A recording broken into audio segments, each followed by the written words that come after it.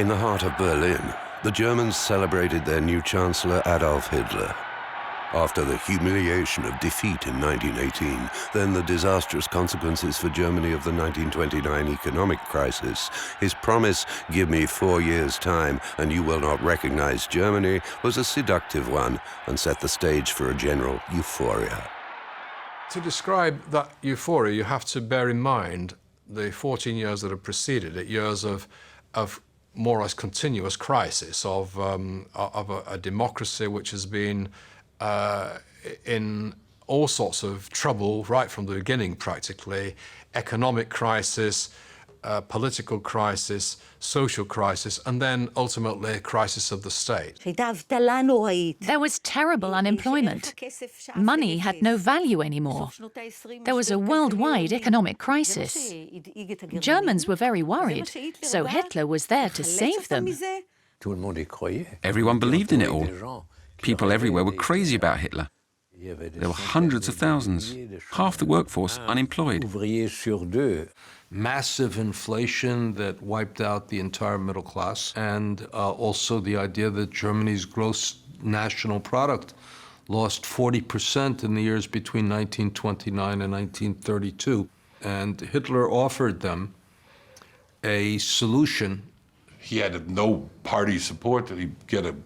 Nobody really supported him. He didn't even have 2% of the people that would vote for his Nazi party in the elections, not until the breakthrough election in 1930. So they had no reason to believe that this man was just anything other than a crazy guy, kind of a difficult one from a very fringe small party. But whether Hitler even believed it was possible,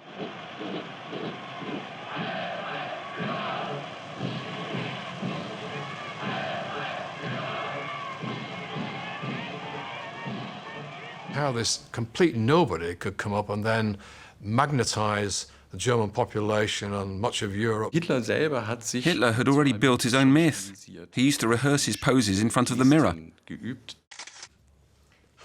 Hitler himself was an unusual individual, that's without a shadow of a doubt, but the bulk of what we call his charismatic image and so on was, of course, a creation of propaganda. It was built up around him and cultivated by Goebbels and by the rest of the propaganda machine.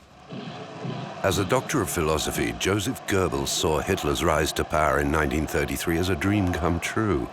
Hitler created for him a ministry of propaganda, a decisive tool in bringing the population to heel.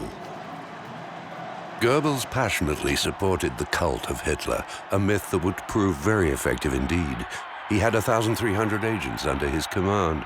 He controlled all the media. He oversaw and censored all the press, the radio, and especially the cinema. Goebbels understood the importance of image, of staying in the headlines. These films were technically perfect. Dolly shots, crane shots, several cameras. The public should feel they were living through it all with Hitler.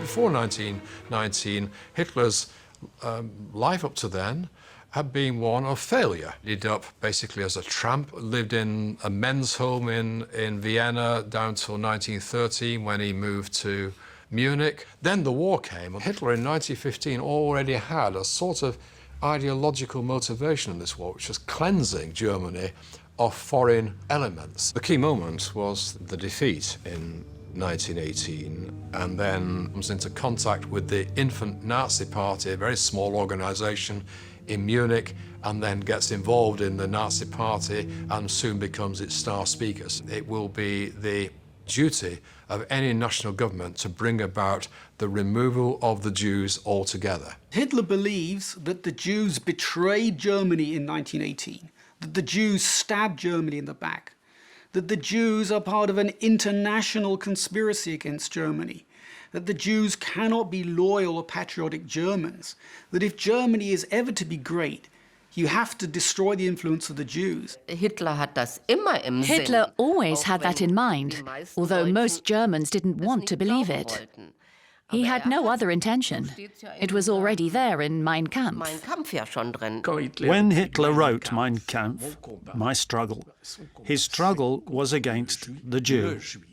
The Jew, not the Jews. The Jews are individuals, the Jew is a concept. I've used the term redemptive anti-Semitism. To save the world, the Jews had to be wiped out. He talked about how gassing 10 or 15,000 Jews during World War I might have saved hundreds of thousands of German lives. In Mein Kampf, Hitler said, if the Jews win their struggle for domination of the world, the earth, will go spinning through the universe without life. In other words, the victory of the Jews would be the destruction of humanity. And Hitler said, I am doing the work of God in opposing the Jews. Now, this was very, very different to the anti-Semitism of reactionaries or conservatives or Catholics or Protestant or leftists. It was much more radical, and it was lethal. What Hitler did was to convey to them their own anger and their hatreds and their resentments in the way in which they understood. Der Völkerstreit oder Hass untereinander, wird gepflegt von ganz bestimmten Interessenten. Es ist eine kleine, wurzellose internationale Clique, die die Völker gegeneinander hetzt, die nicht will, dass sie zur Ruhe kommen. Es sind das die Menschen, die überall und nirgends zu Hause sind, die nirgends einen Boden haben, auf dem sie gewachsen sind, sondern die heute in Berlin leben, morgen genauso gut in Brüssel sein können, übermorgen in Paris oder mit in Prag oder in Wien oder in London und die sich überall zu Hause fühlen. Es sind die einzigen, die wirklich als internationale Elemente anzusprechen sind, weil sie überall ihre Geschäfte betätigen können.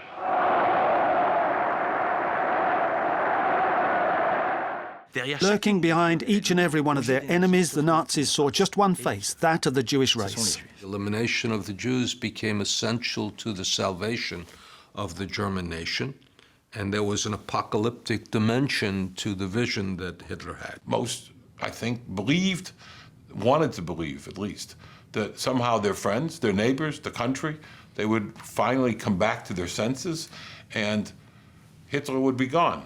No one in Germany, not even the Nazis, could be sure that they would survive in power more than 1, maybe 2 years. The whole of Europe was saying that a thug had come to power, one with no political experience who'd surrounded himself with a gang of hoodlums.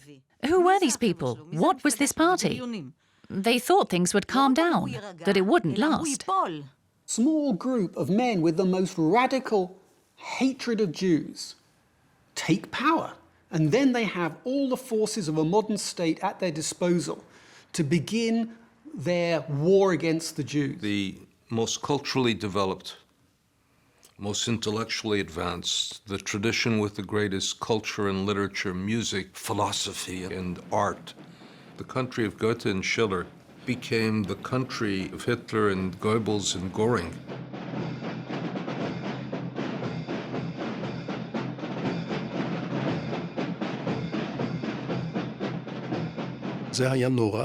What happened in Germany was terrible, because in Germany, the Jews particularly loved the country. The Russian Jews didn't love Russia. Russia had always been anti-Semitic.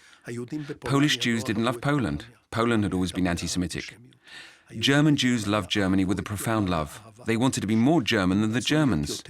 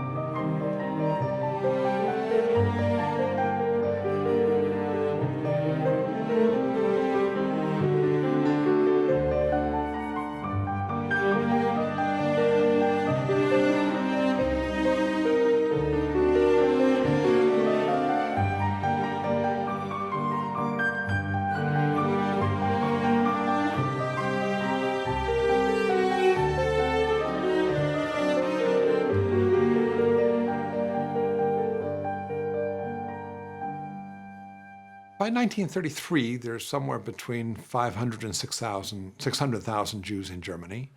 They're, for the most part, very assimilated. Most of them are in what we would call the upper middle class.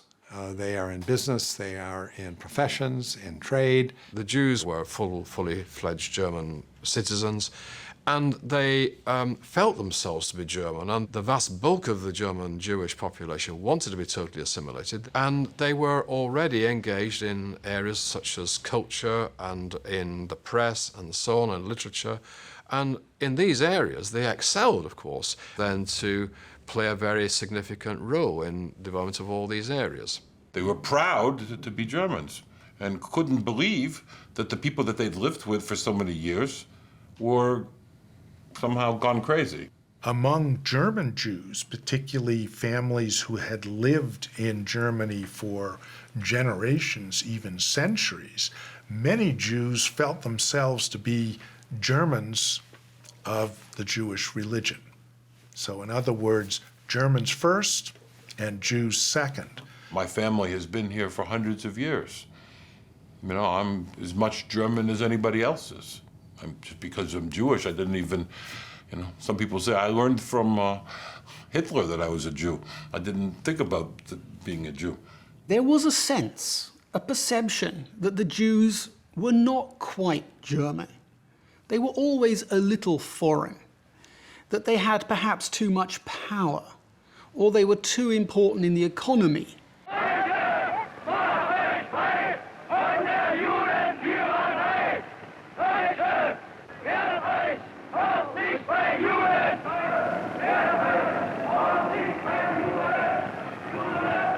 In the spring of 1933, you had an outbreak of various kinds of attacks upon Jews. The various German courts were subjected to abuse. Brown shirt troops invaded chambers, molested judges, assaulted lawyers whom they believed to be Jewish, and drove them out of the courts. And it was clear that while Jews would be chased out of public life, out of civil service jobs, out of jobs that are carried out in public. So you couldn't be a Jewish actor, you couldn't be a Jewish journalist, you couldn't be a Jewish musician. That would be gone. But private enterprise, Jewish businesses were still legal.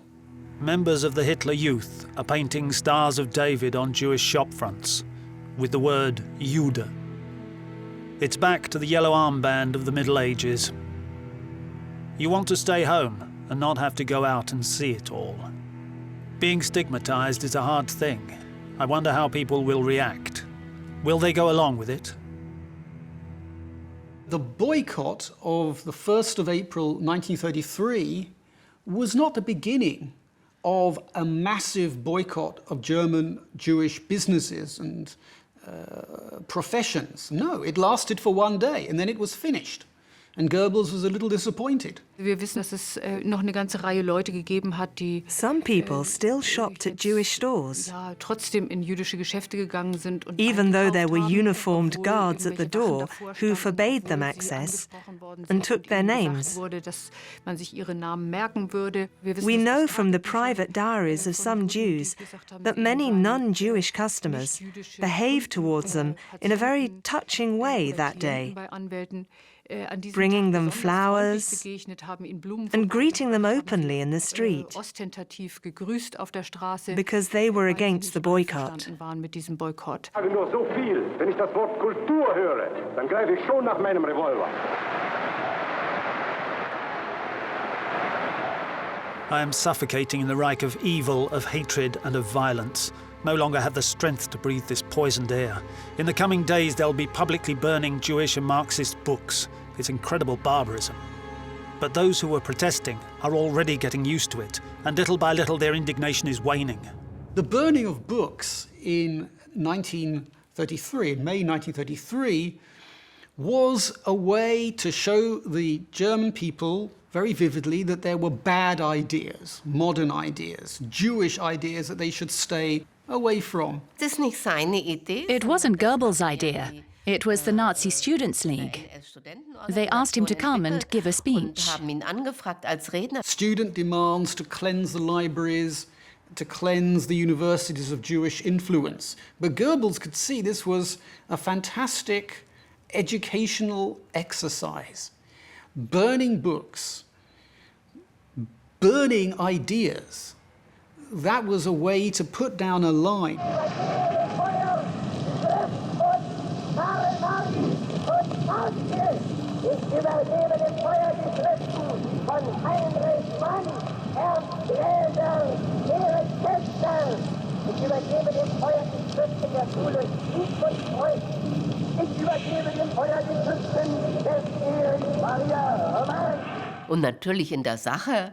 And basically, of course, he too believed the books should be burnt.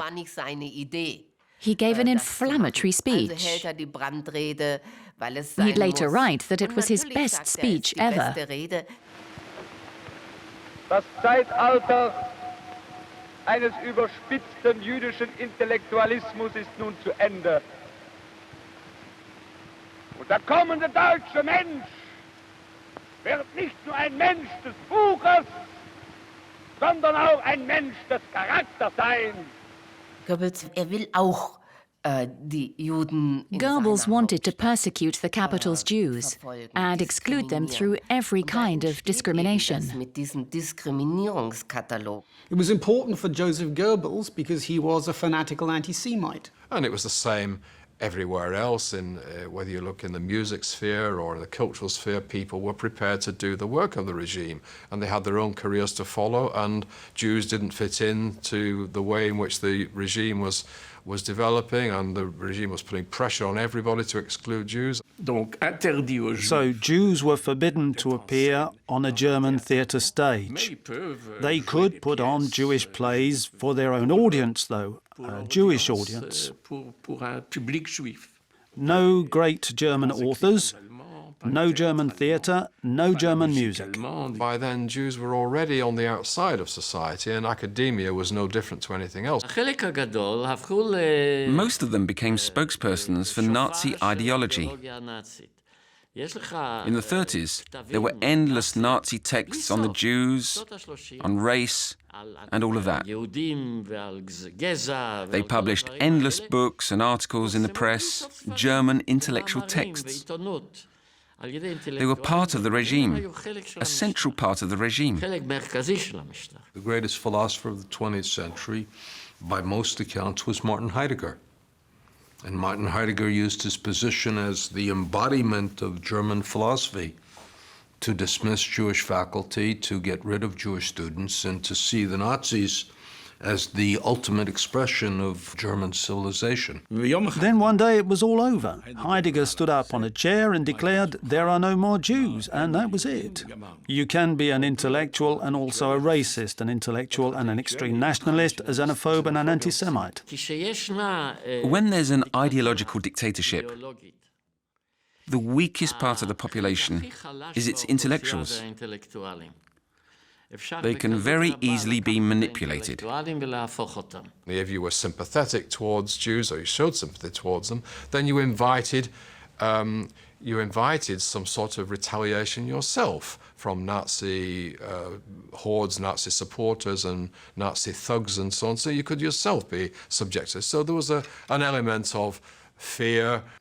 Any teachers who opposed the Nazis were quickly removed. From 1933 on, anti-Jewish propaganda intensified, and anti-Semitism became an argument, a propaganda tool to justify dispossessing the Jews of all their property. And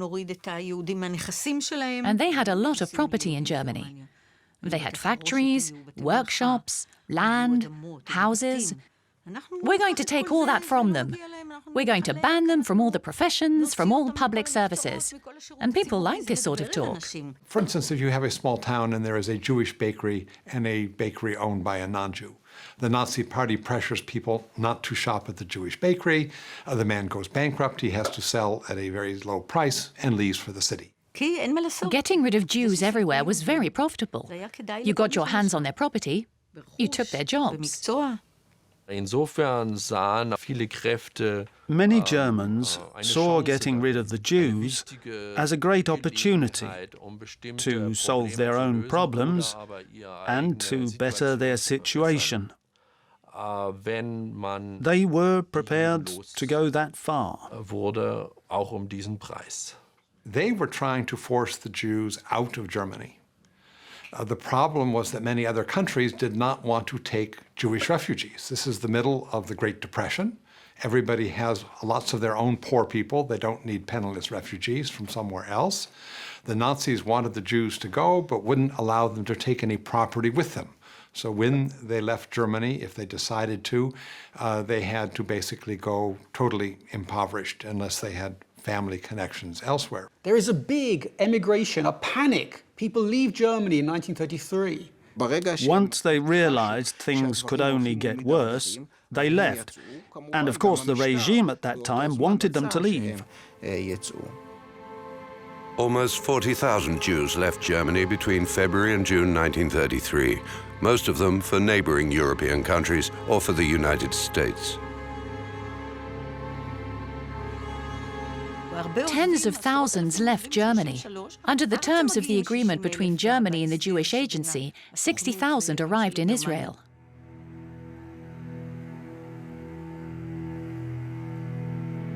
An agreement was signed in 1933 by the German government, whose sole aim was to encourage and facilitate the emigration of German Jews to Palestine, if they accepted to abandon most of their goods and properties to the German state before they left. The only ones to stay behind were those who still thought of Germany as their country and of themselves as Germans living in a civilized country that would never go too far. Posing the question, why didn't they just leave, suggests that leaving was easy, and it was not easy. You had to leave your home, your community. How can I support myself? What can I do in this other place? This is where I'm from. Why should I leave this country? Many Jews were in professions that did not have easily transferable skills. They were intellectuals. Their professions depended on their command of the German language, lawyers, for instance. How am I going to start all over again now that I'm 45, 50, 55, 60? There's a wonderful line explains why German Jews didn't leave. The pessimist left, the optimist stayed. The pessimists, those who thought the situation was bad and was likely to get worse, they left. The optimists who felt the situation was bad, but I know Germany, this is my home, this is my land, this is my country, I know the people, I know the culture, I know Goethe and Schiller, Bach and Beethoven, these people could not do these things. Hitler's going to be en passant, he's gonna disappear. They're the people who stayed. They didn't know what was going to happen. Jewish history is filled with crises and with persecution, and the Jews always survived. They always waited it out, and the trouble passed. Not even the Jews felt in 1933 that the whole country would end up in flames. And when it happened, they were still there. How could you have expected people in 1933, 1934 to have any idea what was going to happen? They knew it was bad, they knew it was horrible, but they still wanted to believe. People want to believe and hope.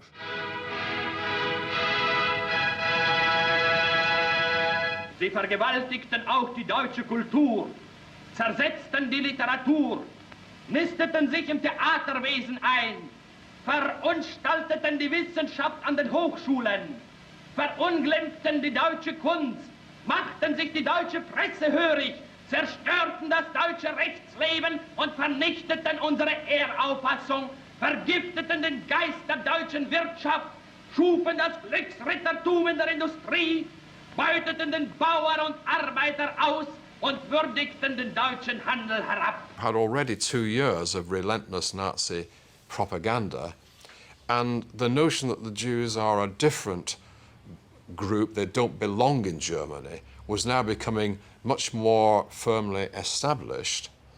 And the notion, therefore, that they needed to be, that it was quite right to exclude them from all these areas of society was growing. Wir haben ein deutsches Theater, einen deutschen Film, eine deutsche Presse, ein deutsches Schrifttum, eine deutsche bildende Kunst, deutschen Rundfunk.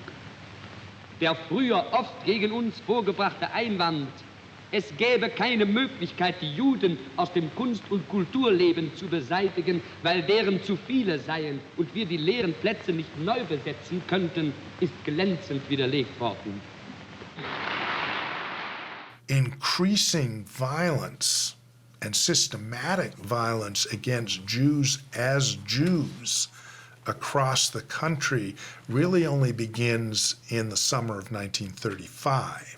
Vor den Nürnberger Gesetzen Nazis had brutally attacked Jews publicly and openly mocked mixed couples in the name of what was called Rassenschand, the shame of our race. Öffentlich vorgeführt und ähnliches mehr. The Nazi obsession with the purity of a so-called Aryan race showed itself most clearly in their public denunciation and repression of sexual unions between German men and Jewish women, or German women with Jewish men. And in the whole, the German people had no problem accepting this segregation.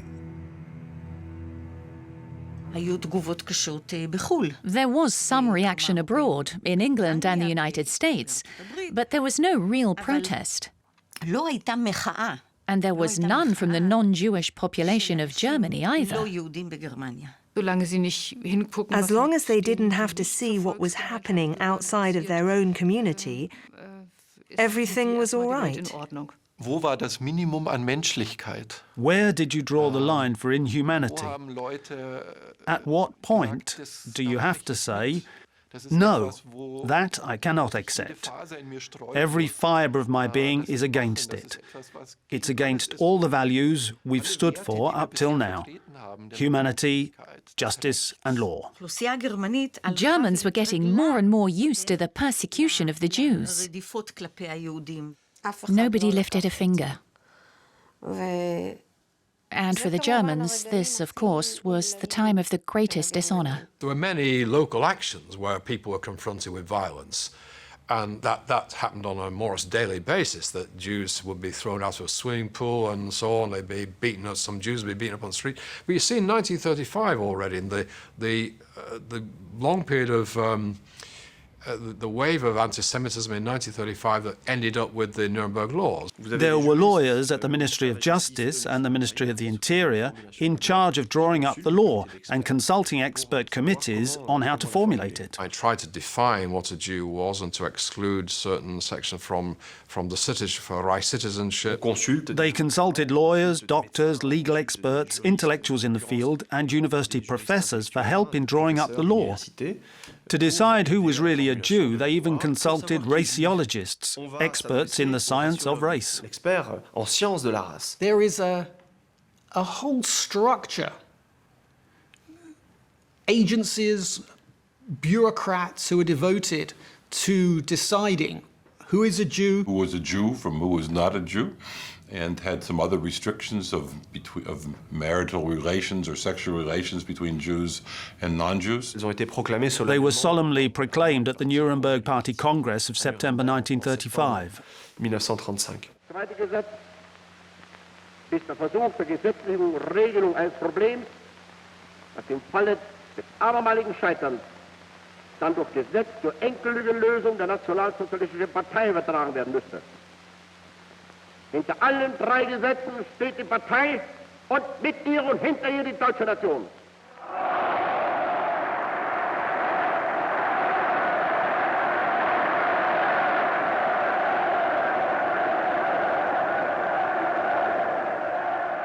Reichsbürger ist nur der Staatsangehörige deutschen oder artverwandten Blutes, der durch sein Verhalten beweist, dass er gewillt und geeignet ist, in Treue dem deutschen Volk und Reich zu dienen. Eheschließungen zwischen Juden und Staatsangehörigen deutschen oder artverwandten Blutes sind verboten. When they are suddenly told you are aliens, you are not Germans, and that many of them who had thought of themselves as deeply embedded in society find that friends desert them, employers fire them, places they used to go, they can't go. This is an extraordinarily traumatic experience. To suddenly be thrown out of your sense of identity. Their whole sense of identity, in a sense, is denied. and that they have to rethink who they are and redefine themselves. The Jews were of different blood to the Aryans, and that meant they were second-class citizens. No matter how well you spoke German, or how well you were integrated into German culture, or even how long you'd been living on German soil, you'd never be a German if you didn't have German blood. That's really the heart of the Nuremberg laws, the theory of race, but in its most biological sense. In other words, the Jew and his blood are contaminating the Aryan race. So there was no point changing your passport or changing your religion. You were going to be Jewish forever, and you'd represent defiled blood that would pollute the human race until the end of time. Even if their parents had been converted to Christianity, because the aim of the Nazis was to eliminate Jewish blood, and consequently it depended on the blood of the grandparents, not even the blood or the religious identity of the parents. Many of the memoirs and testimonies of survivors is just how shattering this experience is to suddenly no longer be part of the community that you thought you were a member of. After I had read the Nuremberg laws, I was no more Jewish than a half hour before. My features had not suddenly become more Semitic. That death threat that I now felt clearly for the first time already contained in it what we have come to call the methodical degradation of the Jews by the Nazis. From that moment on, being Jewish for me meant being condemned, a marked man.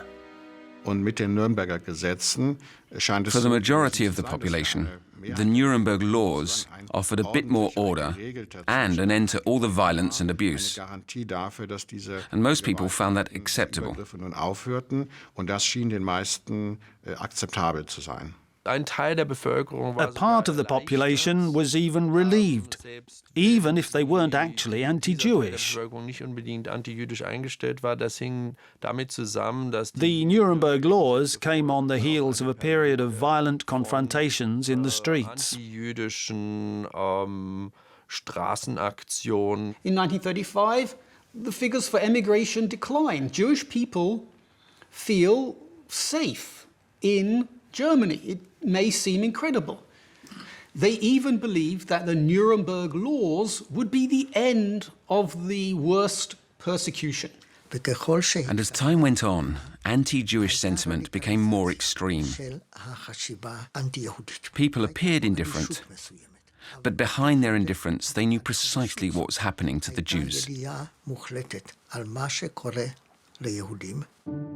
In 1936, Germans were crazy about a new game, Juden raus, Jews out, a game for the whole family, a bit like Monopoly, which was created the same year in the States. It was a board game that claimed to be for old and young alike. Its creator was an engineer from Dresden. The rules of Juden raus were simple. The wooden board represented the streets of a town bordered by all kinds of Jewish shops, Cohen's, Goldman's, etc. The player threw the dice and landed on a space with the aim of going into the shop, taking its owner prisoner, and then choosing whether to send him to one of the camps or letting him go to Palestine. Get rid of 6 Jews and you're the winner, explained the instruction leaflet. The winner was the one who deported the most Jews. Many Jews thought, well, it is horrible to be second class, to be the victim of discrimination, but the Jewish community was able to raise enough money to help the Jews who were made unemployed or who were suffering from the discrimination. German Jewry did not feel so threatened in 1936 that they felt they should all emigrate. It was possible to live, and to live quite well. During the era of the Olympic Games, you could go to Kurfürstendamm in Berlin, you could go to a restaurant, you could drink coffee, you could read Jüdische Rundschau, the Jewish paper, and no one would attack you. No one would molest you. All the German Jews who came here to Israel in the 30s were on their balconies overlooking the sea, wishing they could go back to Europe, to Berlin, even if they had to swim. And so there was a small trickle of Jews coming back. As soon as the Nazis realized that, they then banned any re-entry, so that this came to an end very quickly. But it was a misperception that the worst was over, that things in Germany had stabilized. Optimism was deeply and profoundly dangerous. If you thought the situation would pass, you were wrong, and it only got worse.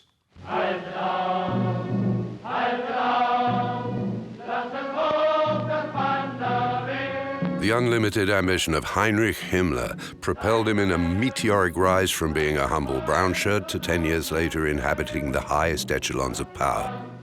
Through his complete loyalty to Hitler, whom he first encountered in 1926, he became head of the SS. He would become the chief architect of what he would call a chapter of glory in our history, the annihilation of the Jewish people.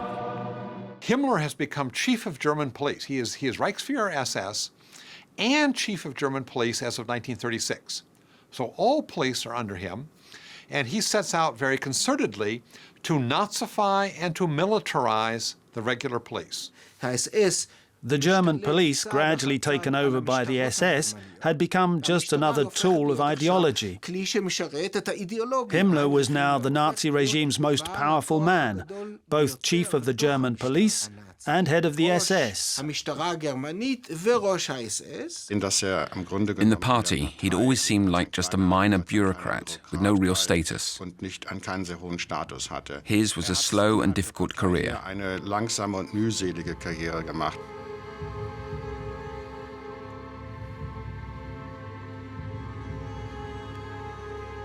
The SS had really, up till then, been Hitler's personal bodyguards. When Himmler took the helm, it had around 280 men. He very quickly turned it into a large paramilitary force. And that's how he laid the foundations of his future career. The organization grew very rapidly under his leadership. Himmler built his power base within the regime step by step. He transformed the SS into an elite unit. His model was the knightly orders of the Middle Ages.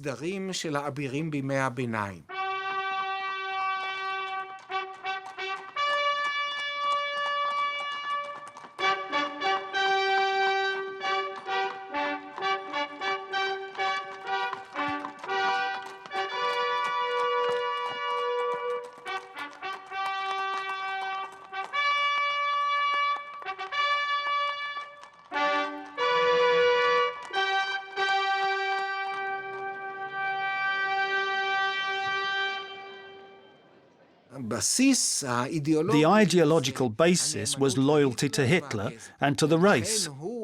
For recruits to the SS, he imposed racial testing. In order to join, you had to prove pure German origins right back to 1750.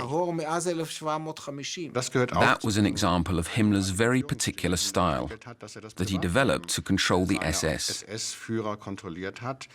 He came up with special rites, special ceremonies. He controlled their choice of wives. They had to put in a special request to marry, and he'd often let it be known that they hadn't made the right choice. The SS was a sort of militant Nazi organization, dressed up in ceremonies and codes, who considered themselves part of an elite, as first among equals. They had to be over 5'7" tall, be German in appearance with blonde hair and blue eyes, and have been in the Hitler Youth. They had to provide their parents' political dossier and their brothers and sisters, and a report on their heredity and their family tree going back 2 centuries. Of the 2-year training, they spent the first 6 months in the German army, the Wehrmacht. Out of 100 recruits, only 10 would be kept on and would swear the SS oath. Ich schwöre bei Gott, diesen heiligen Eid, dass ich dem Führer des Deutschen Reiches und Volkes,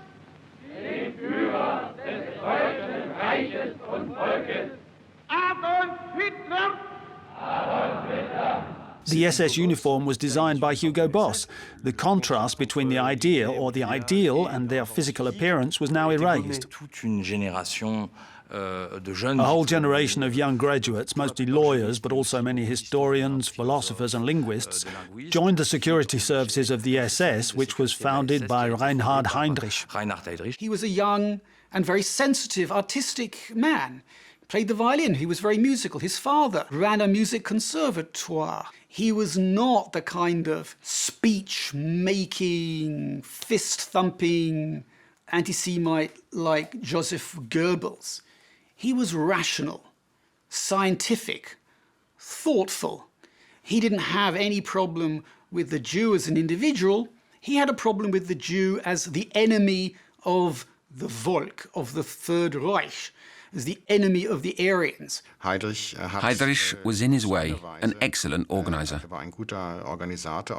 followed Himmler's wishes, and Himmler knew that he could count on him. Heydrich and the SD become the think tank, the powerhouse of Judenpolitik, Jewish policy or anti-Jewish policy in the Third Reich. Usually they had studied law at the university. Very often they had PhDs or doctorate degrees. These were some of the most dangerous Nazi ideologues because they believed themselves to have a modern vision of what Germany and its people should be. So in the head office of the SS, you have an extraordinary cadre of men who are highly educated, very gifted, intellectual, many of them cultured, but they also have an ethos which commands them to be tough, decisive, strong, to be merciless. This was the top brass of the terror machine, of the forces of repression. Some of the German opposition would rather die than fall into their hands, so you can imagine the extent of the sheer brutality they exercised. It was a moral void that many intellectuals found attractive because it offered them a framework that was free of traditional notions of morality. Himmler and Heydrich were responsible for the entire SS apparatus. They played a crucial role, and Himmler, as Reichskommissar, was there to firmly establish the German race. The main source of pollution was the Jews. A whole new race had to be created. Lebensborn meant taking women of pure Aryan extraction and coupling them with hand-picked men from the SS to create a new Aryan super-race. Himmler played a central role in this, and through it all, his right-hand man was Heinrich. And when dealing with the Jews, Heinrich's right hand was Eichmann. And that is the beginning of Eichmann's career in Jewish affairs. He learns about the Jews, about Jewish history. He observes the activities of the Jews in Germany and reports back to the SD. This is how Eichmann becomes an expert on the Jews, an expert on Zionism, but also an expert on emigration, because the policy of the Sicherheitsdienst was to encourage and later to force Jews to emigrate. Eichmann is, in the end, the SD's expert on emigration. He knew everything about Jewish society and its leaders. Adolf Eichmann's speciality was spying on what Jews were thinking. How did they see the situation? What were they up to? Had a file basically on all the Jews. And so they would keep the records on who the Jews were, where they lived, what they did, and so on and so forth. I read something like 1,100 files. I spent about 5 years doing that. So.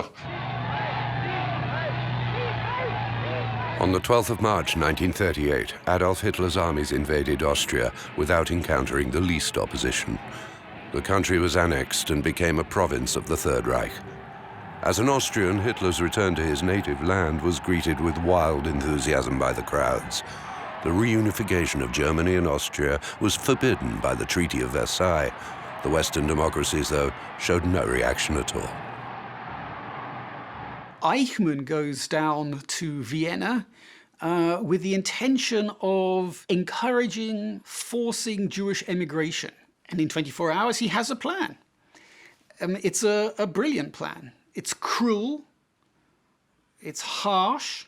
Eichmann proves himself to be extraordinarily efficient. He's the one that sets up the method of accelerated emigration, coerced emigration of the Jews, so that Jews are leaving Austria in a much faster rate under Eichmann's management than they were leaving from the Third Reich. They would sign over to the SS all of their assets, their property, their money. They would leave the building with nothing, but they would have a visa to leave Austria, a passport to get into another country. And because of this system, Eichmann was able to help force 50,000 Jews to emigrate from Austria to the Nazi leadership in Berlin. This was almost like a miracle. So they call them the person responsible for Jewish affairs. Usually the Sachbearbeiter für Judenangelegenheiten is what the official German word is, the official person dealing with Jewish affairs.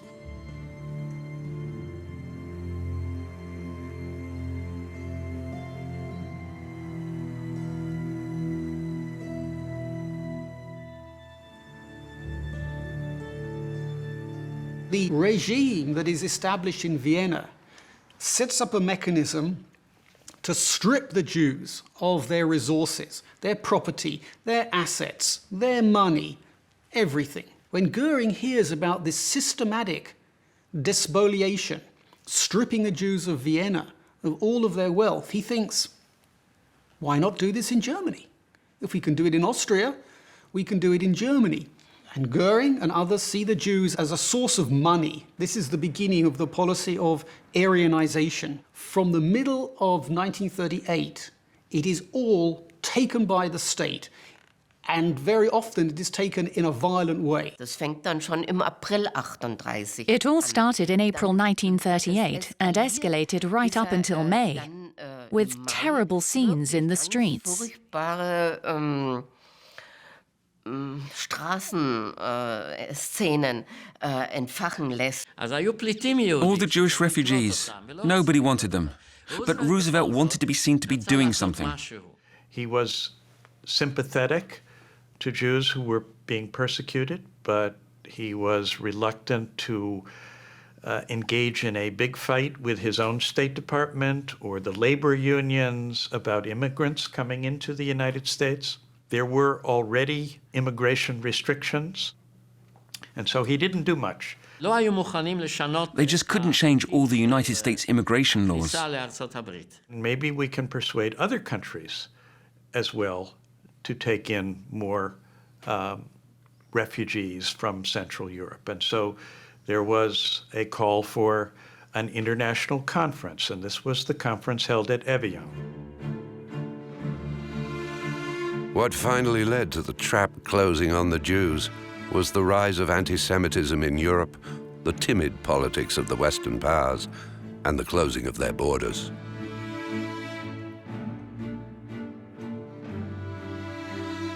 They held a special conference on aiding the refugees. They didn't call them Jews. Jews weren't refugees. These were Germans living under the German regime. We never spoke of a Jewish problem, we spoke of a refugee problem. Even though everybody understood the refugees were what? Were Jewish. The Jews? They were nothing. Everywhere they were just a tiny minority. It's not enough to ask why they didn't leave. Rather, why did nobody want to take them in? They had nowhere to go. Nobody wanted them. Nobody wanted the Jews. Canada, for example, said, one is too many. Switzerland said, none is too many. In Australia, they said, we despise anti-Semitism, we're against it. That's why we won't take any Jews. We don't want any anti-Semitism here in Australia. Wasn't there enough room in Canada, in Brazil, Argentina, Australia? They're huge countries. Too many countries said, we're not really countries of immigration, and we particularly don't want, some of them said it bluntly, Jews. And at that conference, which was closed to the public, both England and America decided to do nothing. The Swiss found it comforting to say, you see, we're just like everyone else, no different. It's an international problem. It's not up to us to resolve it. Anyway, look at all the others. They don't want the Jews either. So the whole conference was pretty shameful, not just the attitude of the Swiss. And this is exactly the time when the outside world is beginning to seriously close borders to immigration. As the number of Jews trying to get out quickly increases, the number of places for them to go dramatically contracts. Suddenly, there were lots of Austrian Jews with passports coming to Switzerland. They all had to be screened. So it was the Swiss who asked the Germans to come up with a solution. Switzerland, neutral Switzerland, insisted that Jewish identity cards, German Jewish identity cards, be marked with the letter J. It was the Swiss who insisted the German Jewish passports be marked. Because they wanted to accept all Germans to come into Switzerland, except the Jews whom they were afraid would stay.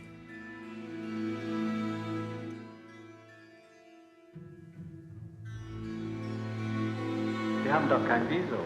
Ja, ich bin ohne Visum gekommen, weil ich musste Wien innerhalb 48 Stunden verlassen und in dieser Zeit hätte ich mir das Visum nicht mehr beschaffen können.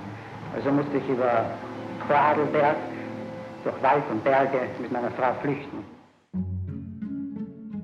Hitler was convinced that neither Europe nor the United States would intervene to save the Jews.